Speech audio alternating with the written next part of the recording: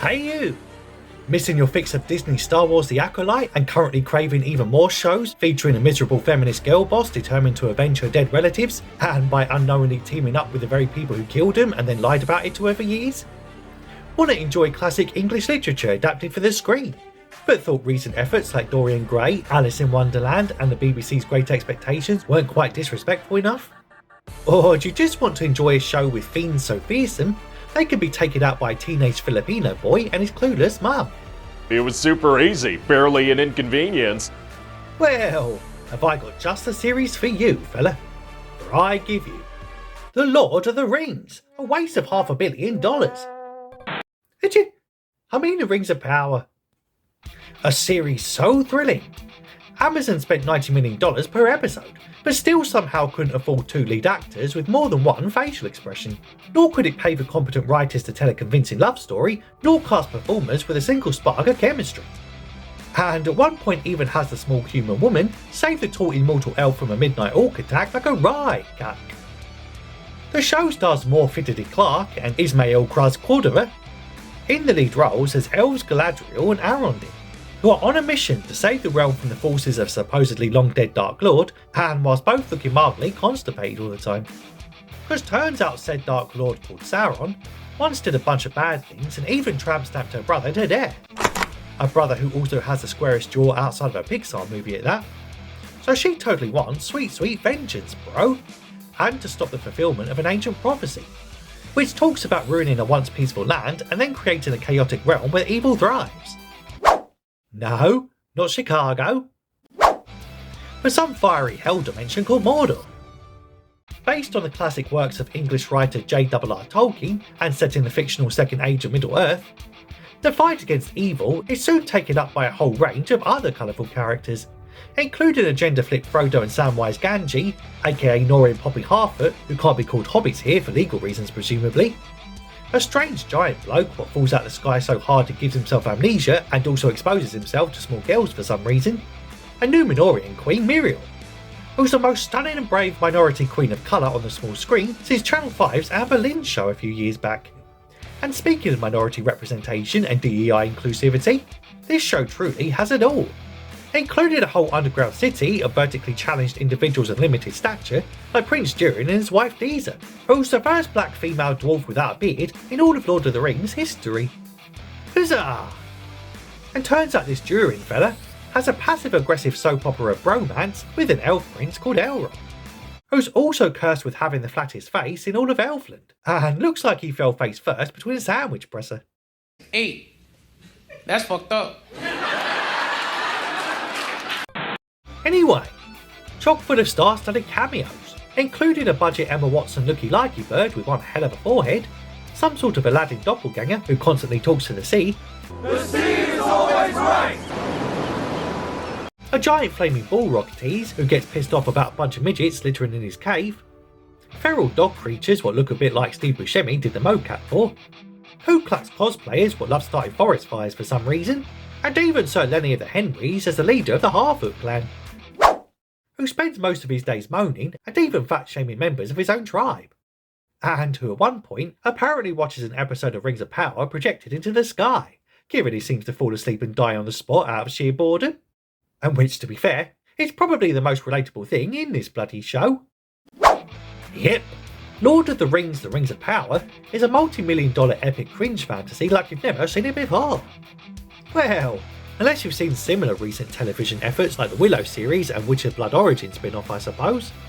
And what's another series which featured a totally embarrassing turn from Lenny Henry, who seems to be trying to convince his audience that he can make them fall asleep with his acting as well as his so-called comedy routines. I've never told you this before, but I find you incredibly attractive. Perry, this is a children's programme. Maybe they'll take it off the air for a while, so we can get to know each other better. Sounds good to me. Fancy a dance? Ribbits! Oh, I wanted to say that!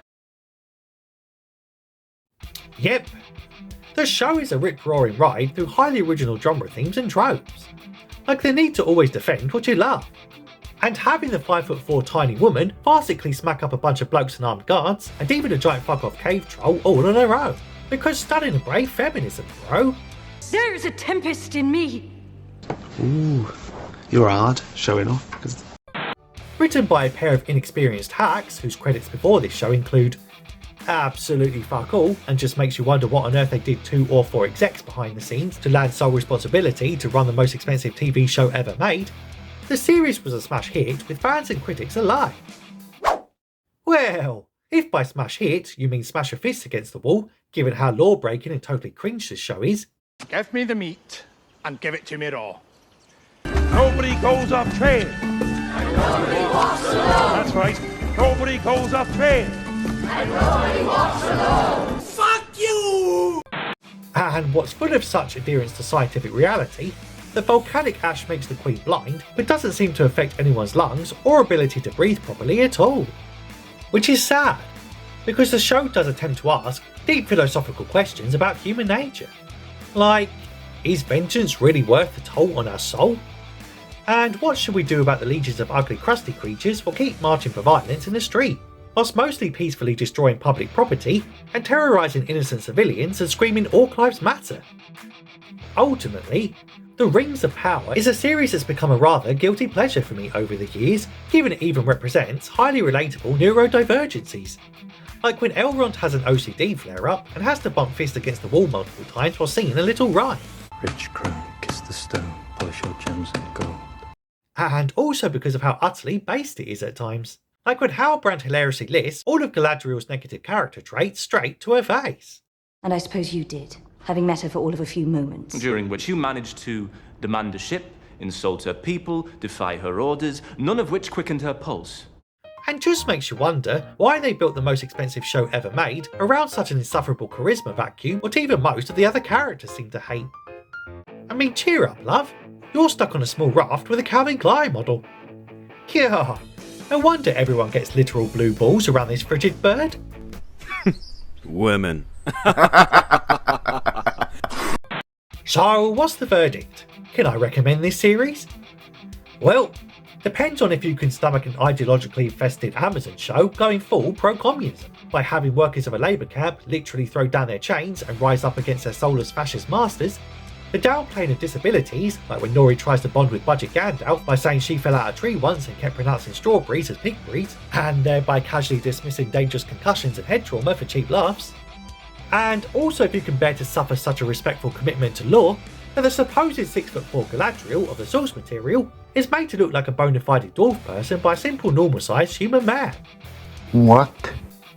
And that's before you even get onto the god-awful slow-mo horse riding scenes what look like they were shot by Zack Snyder trying to remake some kind of dodgy feminine hygiene advert from the early 90s, and absolutely dire writing, such as the Harfoot's entire clan being based around nobody going off trail and then instantly having the 2 lead fake hobbits spending the first 2 eps doing exactly that, and the bloody painful lack of confidence in leaving anything to subtext, like when Gandalf is inspired by Nori to choose the path of light.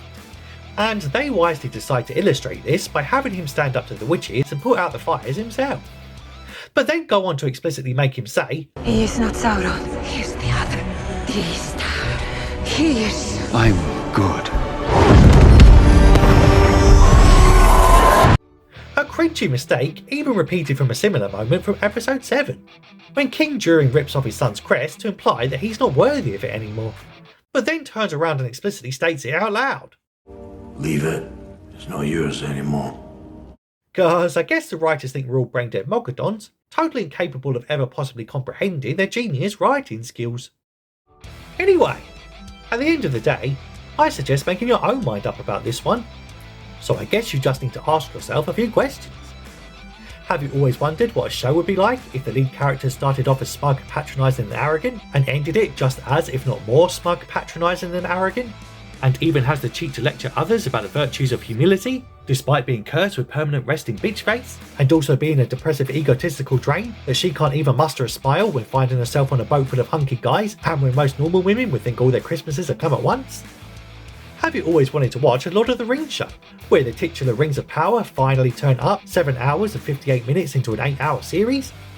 Or have you always just wanted to enjoy a lazy fantasy program filled with so much plot armour that small human women can survive a brutal village fight, a nasty arrow wound and even a giant fuck off volcanic eruption all within a single 24-hour period and still all be totally fine? Well, if so, then Lord of the Rings of Power, my friend, is the multi-million-dollar series made by a cynical corporate e-commerce company what don't pay a single fair share of sodding taxes in the UK for you.